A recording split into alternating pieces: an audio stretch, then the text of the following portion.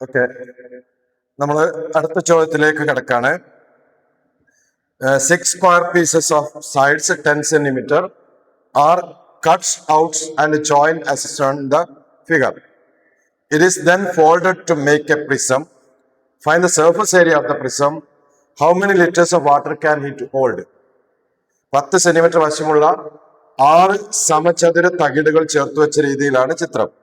ഇത് മടക്കി ഒരു സ്തംഭം ഉണ്ടാക്കുന്നു. ഈ സ്തംഭത്തിന്റെ ഉപരിതല പരപ്പളവ് എന്താണ്? എത്ര ലിറ്റർ വെള്ളം കൊള്ളും? നമുക്കറിയാം 6 സ്ക്വയേഴ്സ്, എല്ലാ ഫേസും സ്ക്വയർ ആവുന്ന രൂപത്തിൽ ഒരു സ്തംഭം ഉണ്ടാക്കണം, പ്രിസം ഉണ്ടാക്കണം. അങ്ങനെയാണെങ്കിൽ അത് ക്യൂബ് ആയിരിക്കും വരുന്നത് എന്നുള്ളത് നമുക്കറിയാലോ. അപ്പൊ ഇത് മടക്കി ഉണ്ടാക്കിയാൽ കിട്ടുന്നത് ഒരു ക്യൂബായിരിക്കും, ഒരു സമചതുര കട്ടയായിരിക്കും.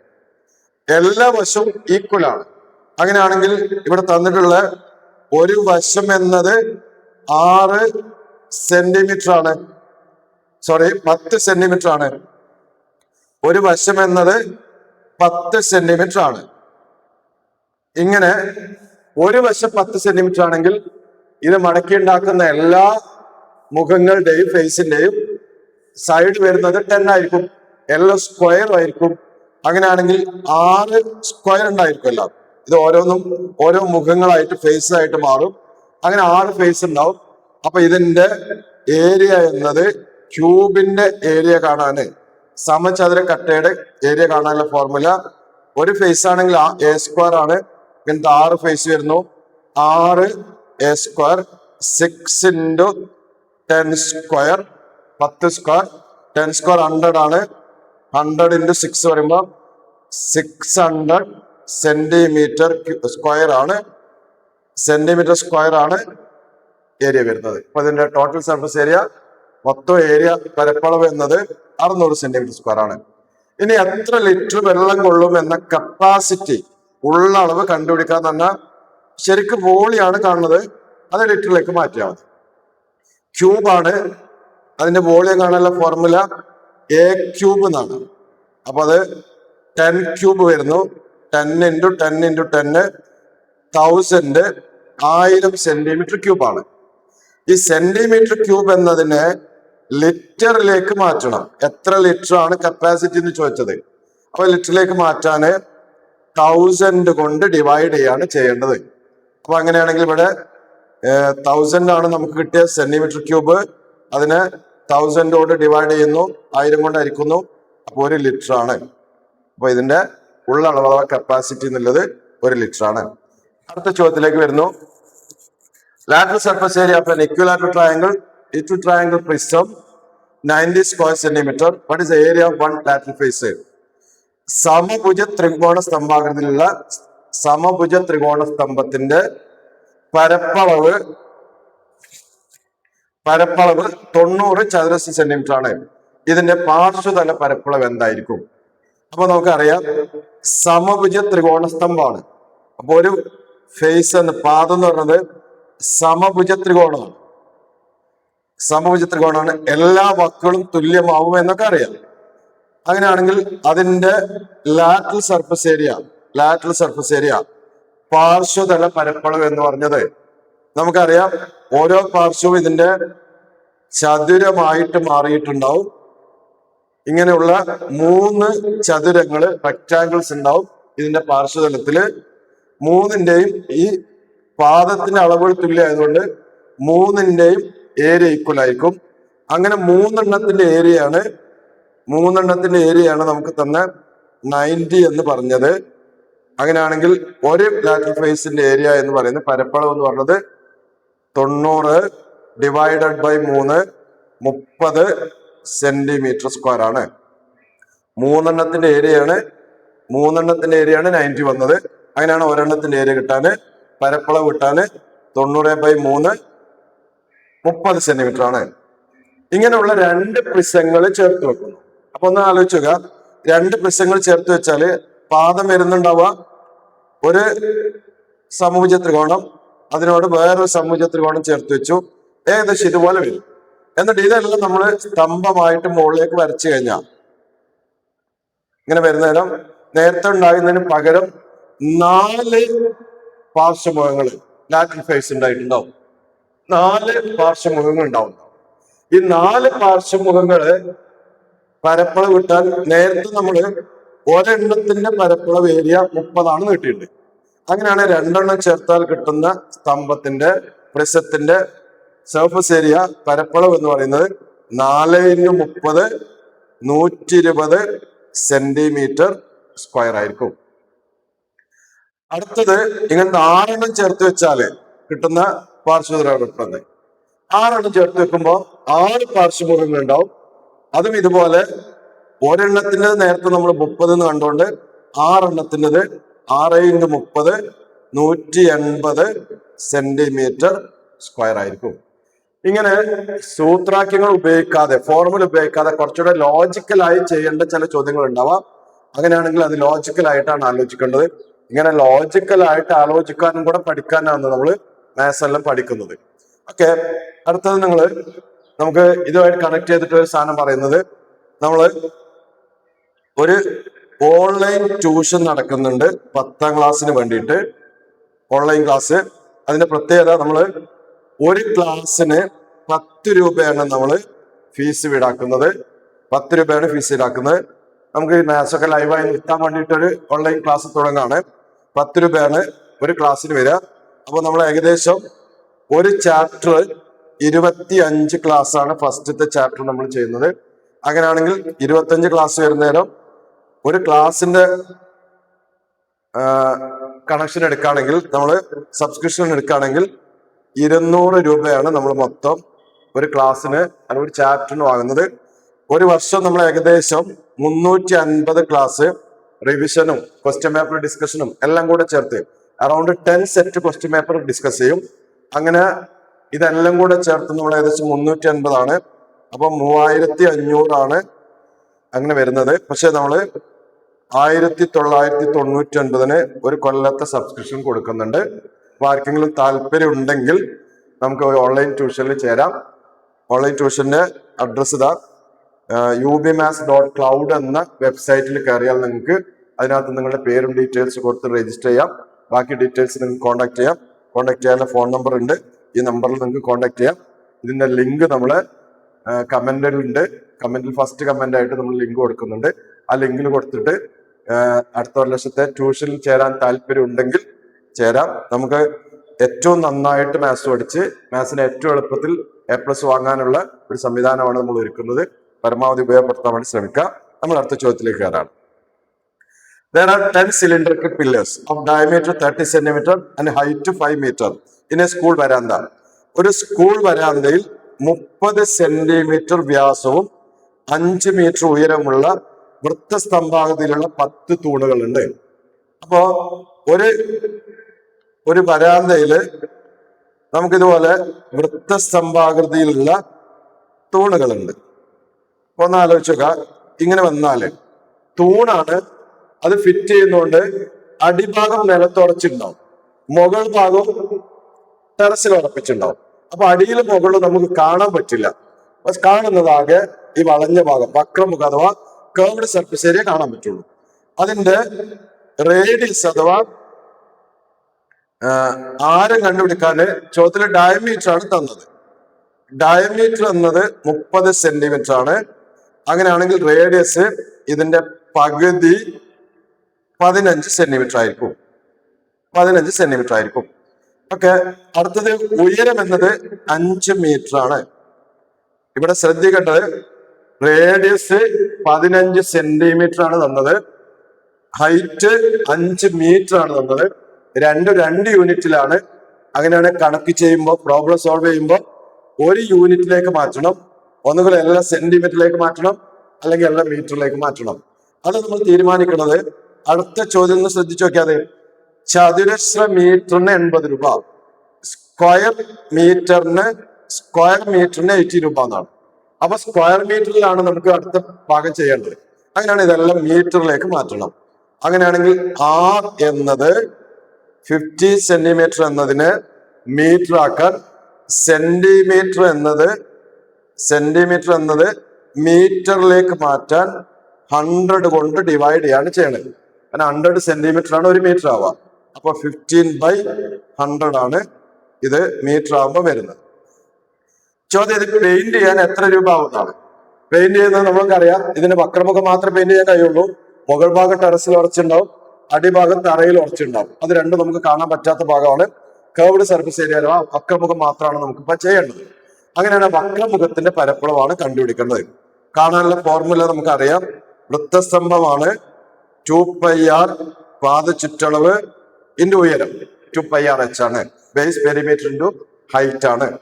അപ്പൊ 2π ഇൻറ്റു r എന്നത് 15/100, 15/100 മീറ്ററിലാക്കി ചെയ്യുന്നുണ്ട്. h എന്നത് 5 ആണ്, 5 മീറ്റർ. ഇങ്ങനെ 10 ഉണ്ട്. 10 സിലിണ്ടറിക്കൽ പില്ലറാണ്. അങ്ങനെയാണെങ്കിൽ 10 ഏരിയ എന്ന് പറയുന്നത് 10 CSA എന്ന് പറയുമ്പോൾ 2π ഇൻറ്റു 15/100 ഇൻറ്റു 5 ഇൻറ്റു 10 വരണം. 10 കർവ്ഡ് സർഫസ് ഏരിയ കാണുന്നു. ഒരു 0 ഇവിടെ വെട്ടിപ്പോകുന്നു. 5ഉം 10ഉം കൂടെ ഹരിച്ച 2 പ്രാവശ്യം വരുന്നു. ഇവിടെയുള്ള 2ഉം കൂടെ വെട്ടുന്നു. ബാക്കി വരുന്നത് 15π എന്ന് വരുന്നു. ഇത്രയും മീറ്റർ സ്ക്വയർ ആണ്. 15π മീറ്റർ സ്ക്വയർ ആണ് നമ്മുടെ ആൻസർ വരുന്നത്. ഓക്കെ, അടുത്തത് 15π മീറ്റർ സ്ക്വയർ എന്നതിൽ നിന്ന് കിട്ടിയിട്ട് നമുക്കിതിന് ഒരു മീറ്റർ സ്ക്വയറിന് 80 രൂപ നിരക്കിൽ ഉത്തരം കണ്ടുപിടിക്കണം. അപ്പൊ അതിന് പൈ എന്നുള്ളത് 3.14 ക്വസ്റ്റ്യനിൽ പറഞ്ഞിട്ടുണ്ട്. അപ്പൊ അതിന്റെ കോസ്റ്റ് അഥവാ ചെലവാകുന്ന തുക കണ്ടുപിടിക്കാൻ 15π എന്നുള്ളത് നമുക്ക് 3.14 എടുക്കാം. ഇതിന് 80 കൊണ്ട് ഗുണിക്കണം, 80 രൂപ കൊണ്ട് ഗുണിക്കണം. അപ്പൊ നമുക്ക് ഗുണിച്ചോക്കാം. ആദ്യം 3.14 15 കൊണ്ട് ഗുണിക്കുന്നു. 5 14 70, 5 3 15, 314, 0 1 7 4, സോറി, ഓക്കെ, 4710. പോയിന്റ് കഴിഞ്ഞ് 2 ഡിജിറ്റ് ഉണ്ട്. അപ്പോൾ ഇവിടെ 47.10 വരുന്നു. ഈ 47.1 വീണ്ടും 80 കൊണ്ട് ഗുണിക്കുന്നു. 0 8 × 1 8, 7 8 56, 5 32, 5 37. പോയിന്റ് കഴിഞ്ഞിട്ട് 3768 രൂപ. ഇതാണ് ചെലവാകുന്ന തുക എന്നത്. അടുത്ത ചോദ്യത്തിലേക്ക് വരികയാണ്. Base edge of A triangular prism, ഒരു ത്രികോണ സ്തംഭത്തിന്റെ പാദവക്കുകൾ 5 സെന്റിമീറ്റർ, 12 സെന്റിമീറ്റർ, 13 സെന്റിമീറ്റർ ആണ്. വശങ്ങള് 5 സെന്റിമീറ്റർ, 12 സെന്റിമീറ്റർ, 13 സെന്റിമീറ്റർ ആണ്. ഇതിന്റെ ഉയരം 20 സെന്റിമീറ്റർ ആണ്. ഉയരം 20 സെന്റിമീറ്റർ ആണ്. സ്തംഭത്തിന്റെ പാദ ചുറ്റളവ് ബേസ് പെരിമീറ്റർ എത്രയാണ്? ചുറ്റളവ് കാണാൻ നമുക്കറിയാം. പെരിമീറ്റർ കാണാൻ വശങ്ങളെല്ലാം കൂടെ കൂട്ടിയാൽ മതി. 5 + 12 + 5 + 12 + 13 ഈക്വൽ ടു 25 5 30 ആണ്. 30 സെന്റിമീറ്റർ വന്നു. ഓക്കെ, അടുത്തത് സ്തംഭത്തിന്റെ പാർശ്വതല പരപ്പളവ് എന്താണ്? പാർശ്വതല പരപ്പളവ് നമുക്കറിയാം. പാർശ്വതല പരപ്പളവ് ലാറ്ററൽ സർഫസ് ഏരിയ കാണാന് ബേസ് പെരിമീറ്റർ ഇൻറ്റു ഹൈറ്റ് എന്നാണ്. ഇവിടെ പെരിമീറ്റർ എന്നുള്ള 30 ആണ്. ഹൈറ്റ് അഥവാ ഉയരം എന്നത് 20 ആണ്. അല്ലെങ്കിൽ 600 സെന്റിമീറ്റർ സ്ക്വയർ ആണ്. ഓക്കെ, സ്തംഭത്തിന്റെ ഉപരിതല പരപ്പളവ് എന്താണ്? ഈ ഉപരിതല പരപ്പളവ് കാണാന് ടോട്ടൽ സർഫസ് ഏരിയ കാണാന് ബേസ് ഏരിയ 2 ഉണ്ട്, പാദം 2 ഉണ്ട്. അത് രണ്ടും കൂടെ ഈ ലാറ്ററൽ സർഫസ് ഏരിയയോട് കൂടി ആഡ് ചെയ്യുന്നു.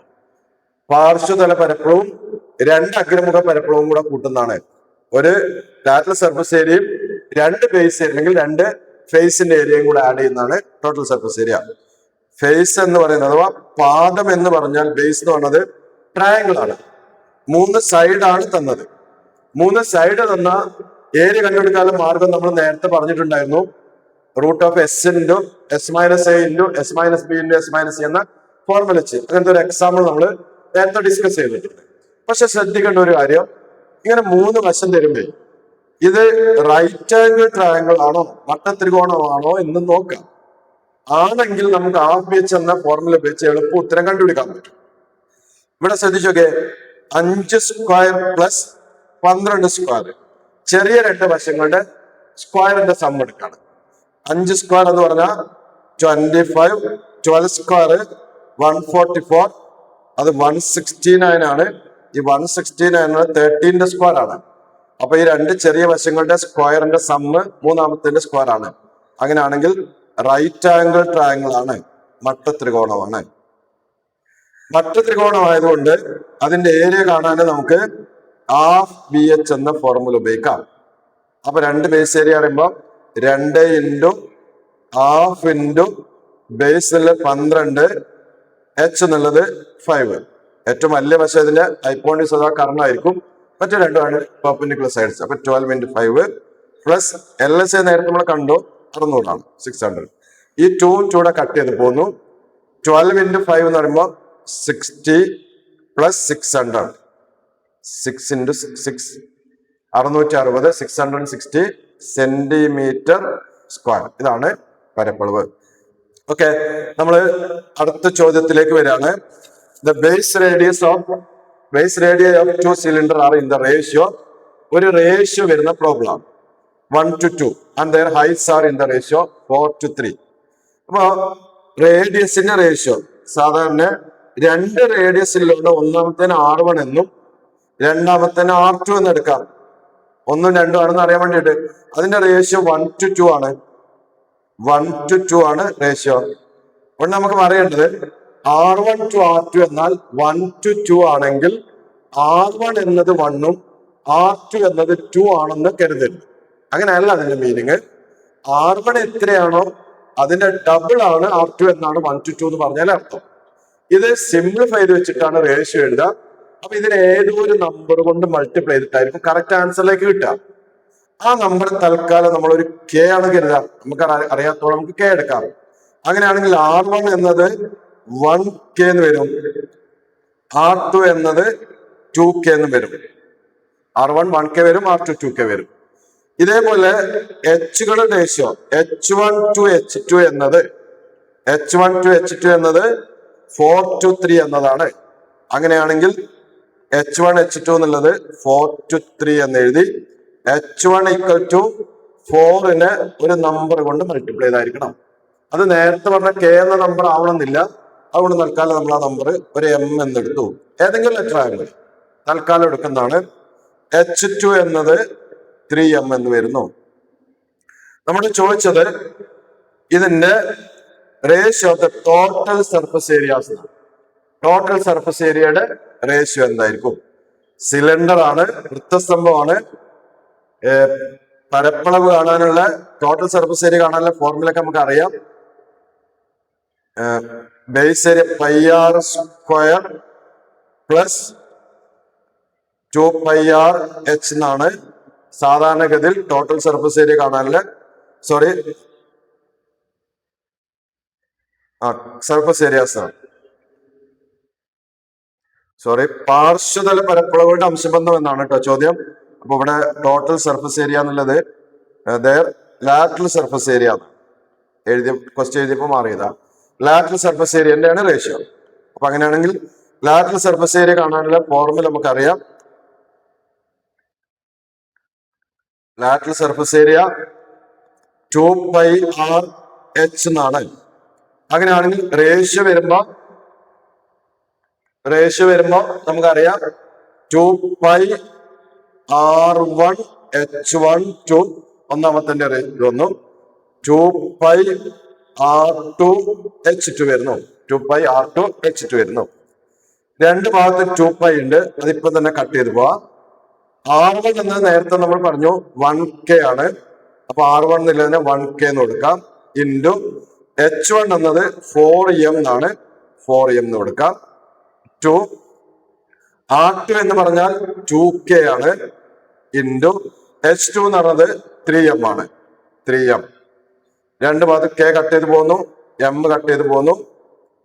ഇപ്പൊ 4 ഈക്വൽ ടു അല്ലെ 4 ടു 2 ഇൻറ്റു 3 ആണ്. ഈ 2 എന്നുള്ളതും 4 2 കൊണ്ട് കട്ട് ചെയ്യാം. അപ്പൊ 2 to 3 ആണ് റേഷ്യോ വരുന്നത്. 2 to 3 ആണ് റേഷ്യോ വരുന്നത്. നമുക്ക് ഒന്നും കൂടെ ജസ്റ്റ് റിപ്പീറ്റ് ചെയ്യാം. ഏരിയയുടെ റേഷ്യോ ലാറ്ററൽ സർഫസിന്റെ ഏരിയയാണ്. അത് 2πr1h1 to 2πr2h2 ഇതാണ് റേഷ്യോ വരുന്നത്. രണ്ട് ഭാഗത്തുനിന്നും 2π കട്ട് ചെയ്ത് കളയാം. R1 എന്നത് 1k ആണ്. H1 എന്നത് 4m ആണ്. R2 എന്നത് 2k ആണ്. H2 എന്നത് 3m ആണ്. k കട്ട് ചെയ്ത് പോകുന്നു, m കട്ട് ചെയ്ത് പോകുന്നു.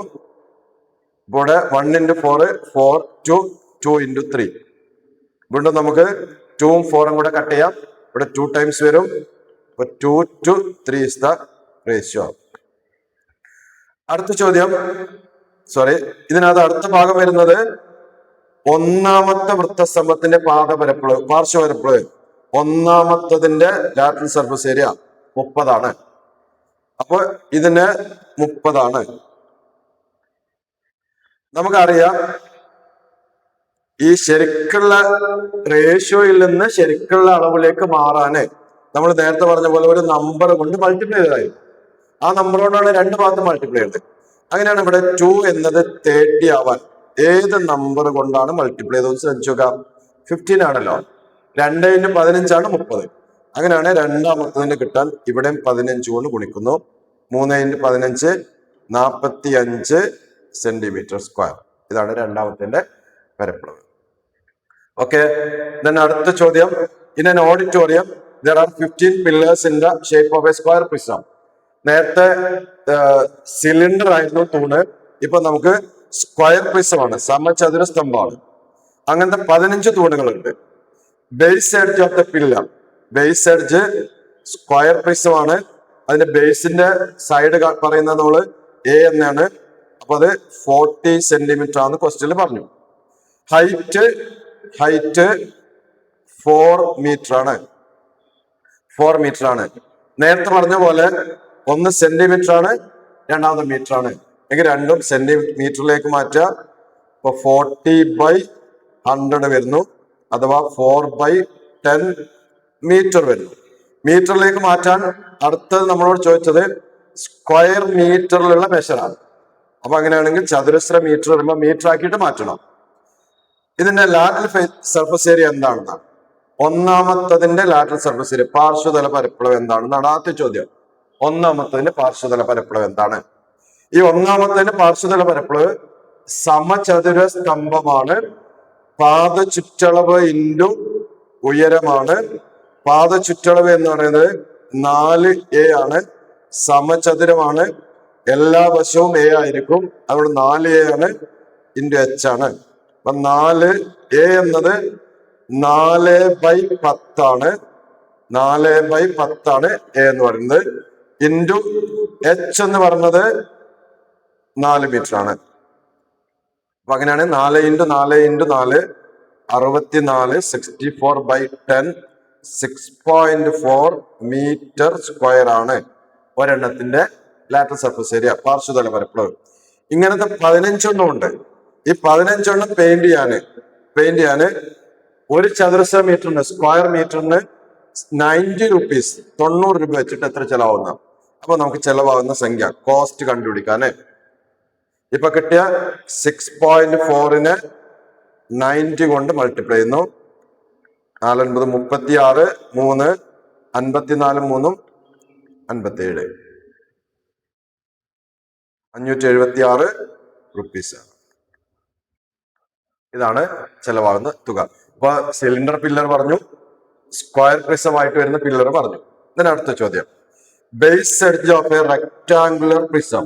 അപ്പോൾ ബേസ് റെക്ടാങ്കുലർ ആണ്, ചതുരസ്തംഭമാണ്. അതിന്റെ വശങ്ങള് സാധാരണ നമുക്കറിയാം, ചതുരസ്തംഭമാണെങ്കിൽ വശങ്ങള് നീളവും വീതിയും എന്നാണ് പറയുന്നത്. ചതുരത്തിന്റെ രണ്ട് വശം സൗകര്യത്തിന് വേണ്ടി അത് നീളവും വീതി എന്ന് പറയുന്നു. നീളം ഒരളവെടുക്കാം, വീതി രണ്ടാമത്തെ അളവെടുക്കാം, മാറിയാലും പ്രശ്നമൊന്നുമില്ല. അപ്പൊ ഒന്ന് നമുക്ക് 4 സെന്റിമീറ്റർ എടുത്തു, രണ്ടാമത്തത് 7 സെന്റിമീറ്റർ എടുത്തു. ഇതിന്റെ ഉയരം ഹൈറ്റ് വരുന്നത് 12 ആണ്, 12 സെന്റിമീറ്റർ ആണ്. Base perimeter of the prism, പാദ ചുറ്റളവ് എന്തായിരിക്കും? പെരിമീറ്റർ കാണാനുള്ള മാർഗം നമുക്കറിയാം, ചതുരമാണ്. നീളം 2 തുല്യമായിരിക്കും, വീതി 2 തുല്യമായിരിക്കും. 2 നീളവും 2 വീതിയും കൂടെ കൂടുന്നതാണ് 2 × L+B ആണ് ചുറ്റളവ് കാണാനുള്ള മാർഗം. ഇപ്പൊ 2 ഇൻറ്റു നീളം എന്നത് 4 ആണ്, വീതി എന്നത് 7 ആണ്. 4 + 7 4 + 7 = 2 × 11 22 സെന്റിമീറ്റർ. ഇതാണ് പെരിമീറ്റർ എന്ന് ചുറ്റളവ്, പാദ ചുറ്റളവ് എന്നുള്ളത്. അടുത്ത സ്തംഭത്തിന്റെ പാർശ്വതല പരപ്പളവ് എന്താണ്? നമുക്കറിയാം പാർശ്വതല പരപ്പളവ് കാണാനുള്ള മാർഗം പാദ ചുറ്റളവ് ഇൻറ്റു ഉയരം, പെരിമീറ്റർ ഇൻറ്റു ഹൈറ്റ് ആണ്. ഇങ്ങനെ പെരിമീറ്റർ ഇൻറ്റു ഹൈറ്റ് ആയതുകൊണ്ടാണ് ഈ ചോദ്യത്തിൽ ആദ്യം നമ്മളോട് പെരിമീറ്റർ ചോദിക്കുന്നത്. എന്നിട്ട് അത് ഇവിടെ ഉപയോഗിക്കാൻ വേണ്ടിയിട്ടാണ്.